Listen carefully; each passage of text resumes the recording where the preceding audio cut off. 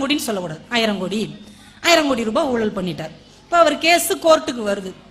காலையில 8 மணிக்கே வந்துட்டாரு. 10 மணி ஆகியும் கேஸ் விசாரிக்கல. இப்ப நீதிபதி பாக்குறாரு, ஐயா சாப்பிட்டீங்களா? இல்ல சீக்கிரம் கிளம்புனதுனால சாப்பிடல. உடனே அவர் சொல்றாரு, பியூனை கூப்பிட்டுட்டே, பெரிய ஆபீசரா இருந்தவர், ஏதாவது ஊழல் பண்ணிட்டாரு, அக்கா சாப்பாடு இல்லாம உட்கார்ந்து வைக்க முடியுமா, ஒரு இட்லி ஏதாவது வாங்கி கொடுறான்.